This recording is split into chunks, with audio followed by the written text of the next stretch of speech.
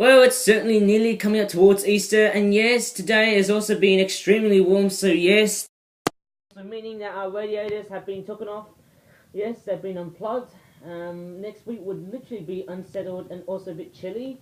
But nevertheless, the best thing to do is to enjoy the summer heat while it lasts, which is very nice to hear for the fact that many of us in the UK, especially me, tend to hate the wintry cold, which really just bugs the crap out of many people there.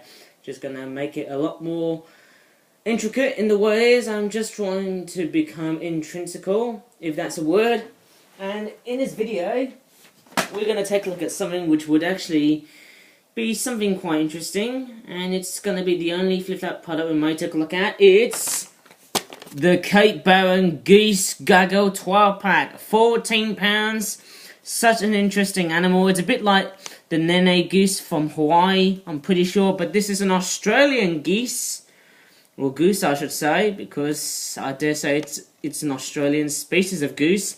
Generation 98.5. My hand is sooty because I was working on the artwork and also the price for this toy, £14. It's a little bit expensive, but it's not that bad. I suppose it's good value, of course, and because it's Easter time, and I'm just glad because of the hot weather outside, even though it's not like 30 degrees outside, a bit like Malaysia, of course. There's the anatomy on how to flap these birds. And nice palm trees there, because today has been very sultry, but not as sultry as summer. It looks like these geese I'm pretty sure they're quite enticing because, as I'm saying in this video here, they almost look like seagulls because look at the colours on the beak there and also the feet and also the wingtips, which also gives us a great big reminiscence of seagulls. I don't know why I'm changing from the blooming British accent to the Australian accent. I have no idea. Maybe it's because of the way I was speaking.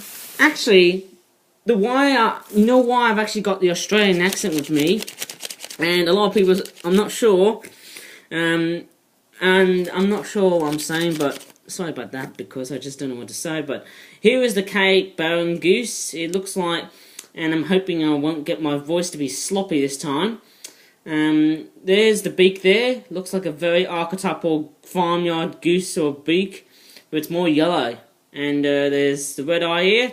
I mean, they're not evil-looking geese. They're not really lethal-looking things. They've got seagull-like tips on the wings there, but they're much bigger. And there's the pink feet.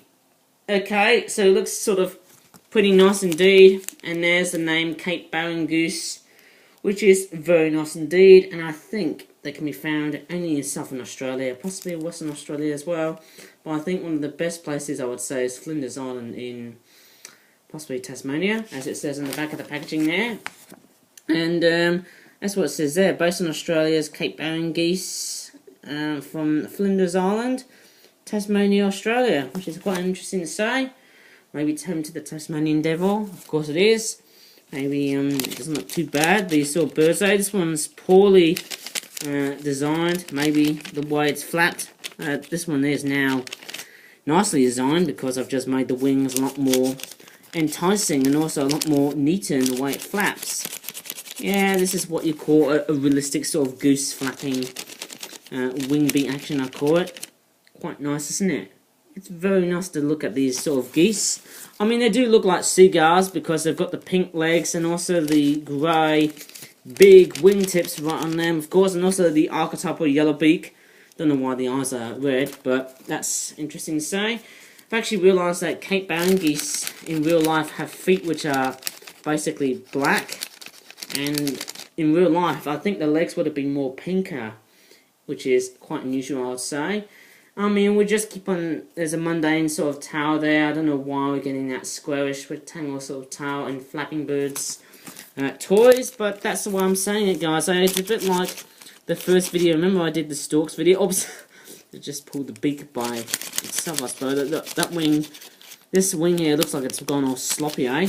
And because of these holidays, looks like we may review more products. I've actually got a huge supplementation of envelopes, of course, and I've also need to probably go ahead and cull the amount of trading cards in my house because, well, there's absolutely loads of cards in my house here, and I'm actually not gonna Did I actually flap all the geese? Maybe I haven't. Maybe I have.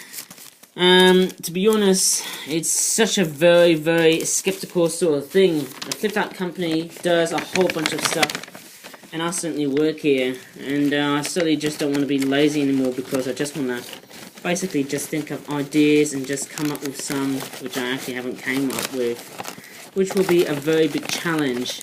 But anyways, I think that's probably about it. And I'm actually still on the theme of seabirds. Maybe, let's just say next week, we would also be on the theme of seabirds. And I think it would actually continue until, let's just say, the week after Easter Monday, perhaps. So, that was about it. The Cape Barren Geese Gaggle 12-pack. Was that bland? Was that good or was it bad? Leave in the comments down below. Anyways, give this video a like. And please subscribe for more videos on YouTube. And hopefully, I won't be sloppy for a taco. As always, thanks for watching and bye for now.